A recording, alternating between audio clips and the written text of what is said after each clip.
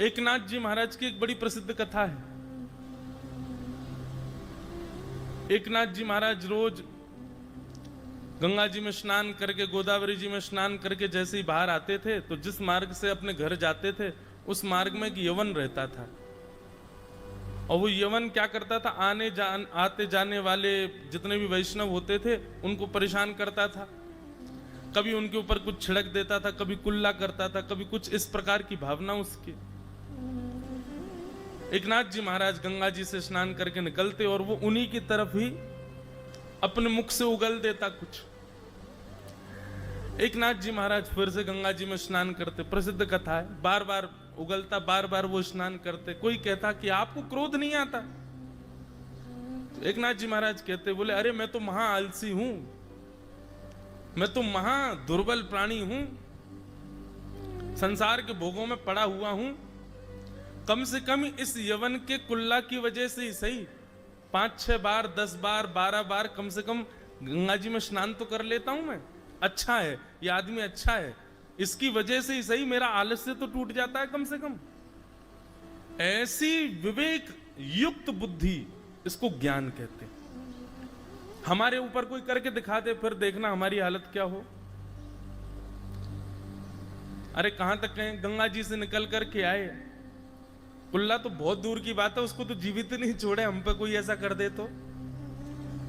सामान्य सी कोई हरकत भी यदि कर दे तो हम लोगों का क्रोध किस स्थिति में चला जाता है, और फिर हम अपने आप को ज्ञानी कहते हैं। ज्ञानी का मतलब है कि आपके स्वभाव में सरलता दिखेगी। और एक दिन का प्रसंग आता है, श्री एकनाथ जी महाराज इस प्रकार से उसको बेचारे को कुछ कहते नहीं थे, बोलते थे ये तो अच्छा है, इसके कुल्ला करने से बार बार मैं गंगा जी में तो जाता हूं। एक बार वो यवन अपने किसी जरूरी काम से कहीं चला गया तो श्री एकनाथ जी महाराज गंगा जी से स्नान करके बाहर आए और उसकी प्रतीक्षा करने लगे। बोले आया नहीं आज,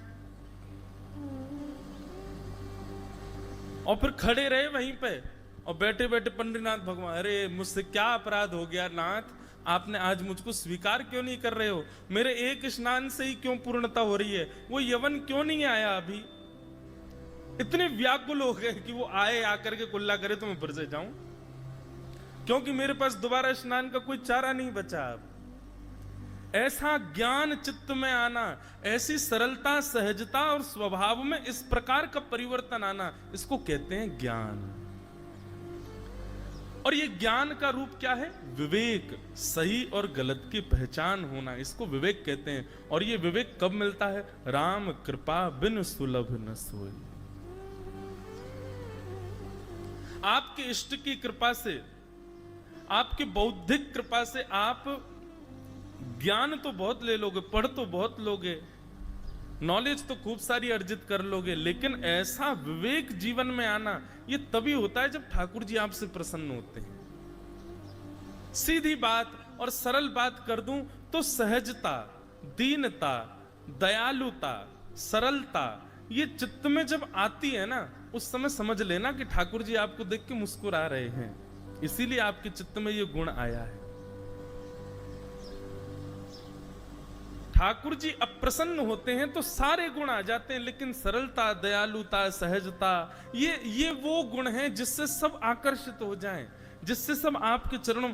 फिर होता है, श्री एकनाथ जी महाराज एक बार निकल के जाते हैं तो उस दिन तो वो यमन ठान के बैठ जाता, बोले आज इसको क्रोध दिला के रहूंगा।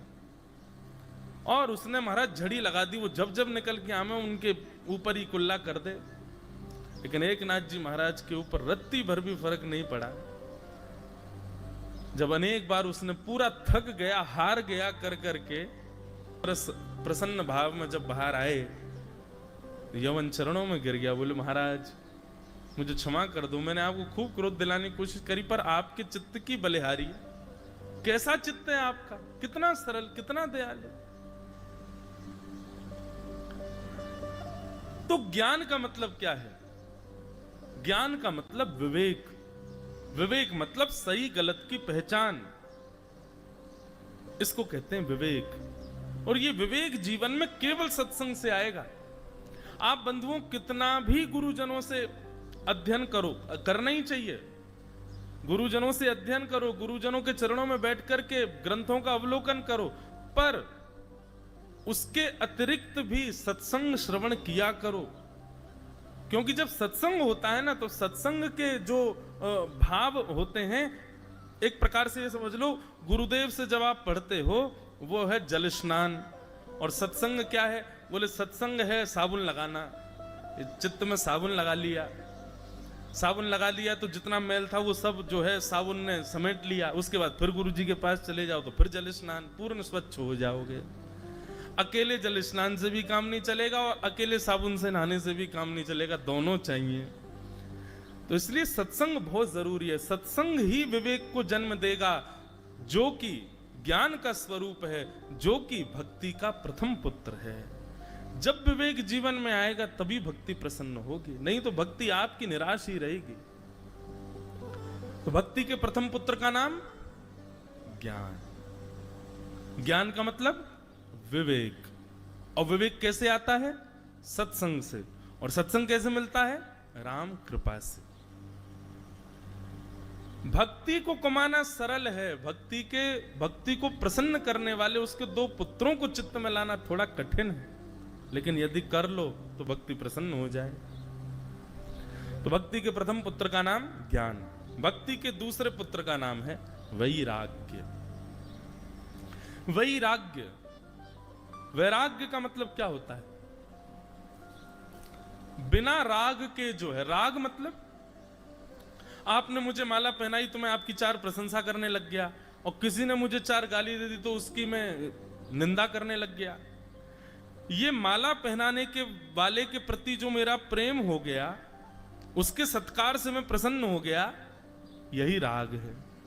और किसी के दुर्व्यवहार से मैं उससे दुखी हो गया, यही द्वेष है।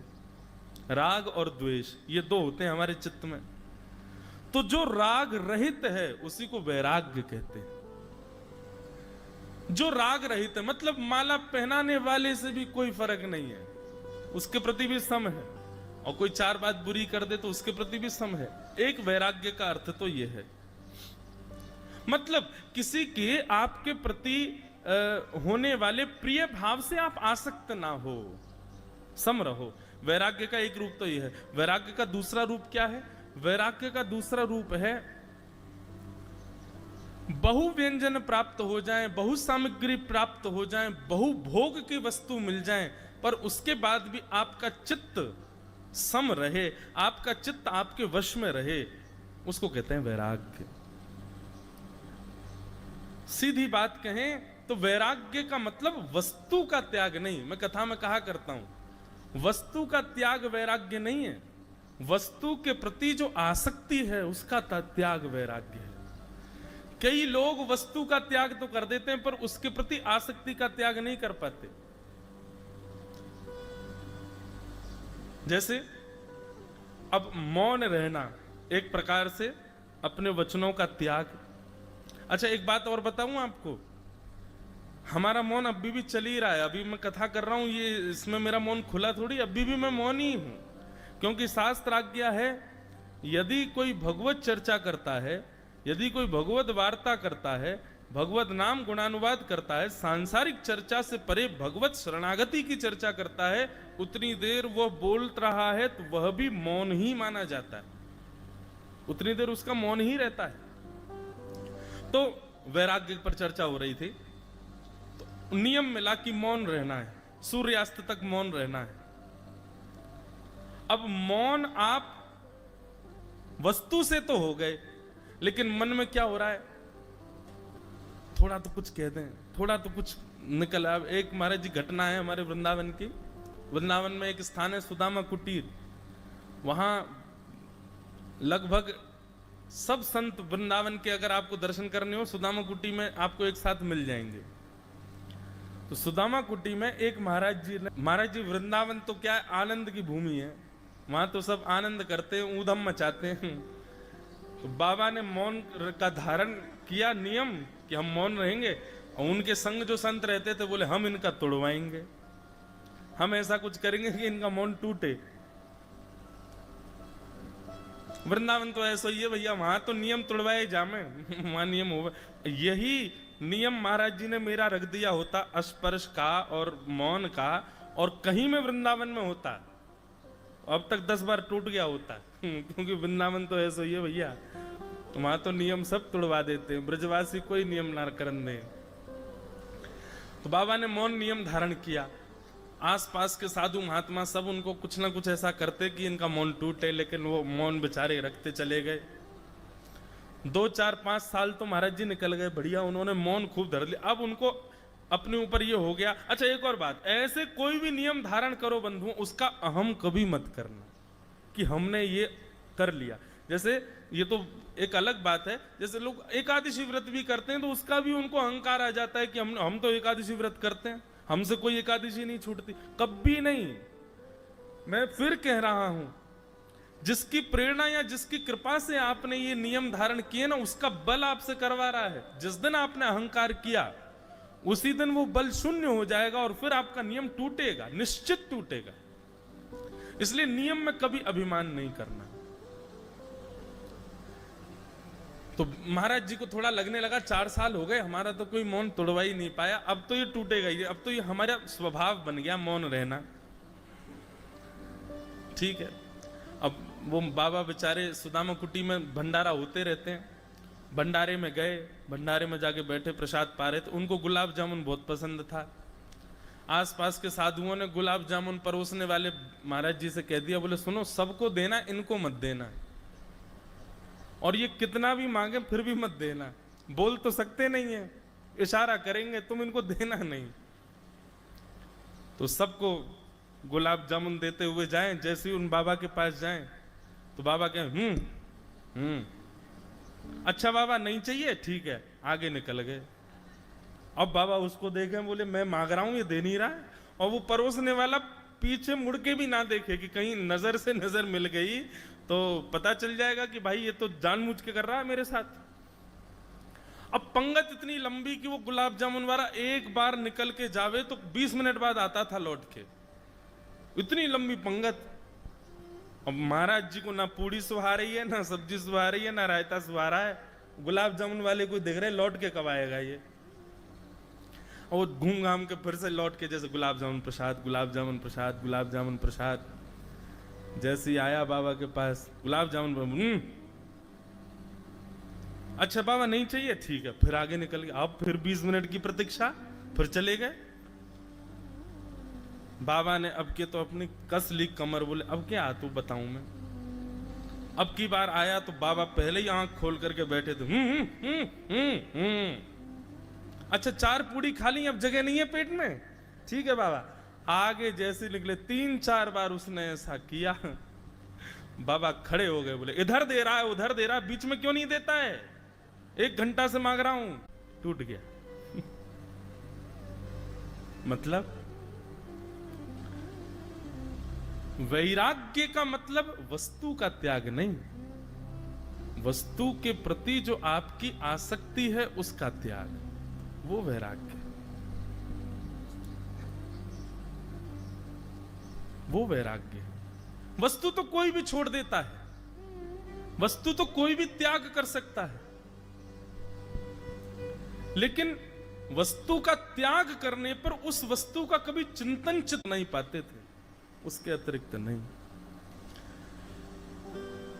हम लोग जिस क्षेत्र में बैठे हैं, ये श्री क्षेत्र, प्रसाद पाओ, क्या अद्भुत दत्त, ऐसे दत्त भगवान को हम प्रणाम। बंधुओं दत्तात्रेय भगवान, अच्छा इनका प्रादुर्भाव तो आप सबको पता ही होगा कि कौन है श्री दत्तात्रेय जी।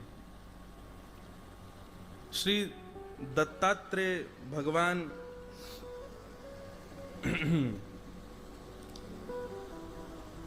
तीन रूप हैं ठाकुर जी के, ब्रह्मा विष्णु महेश, तीनों रूपों से ठाकुर जी एक समरस भाव में विद्यमान हैं, जिसमें मध्य में श्री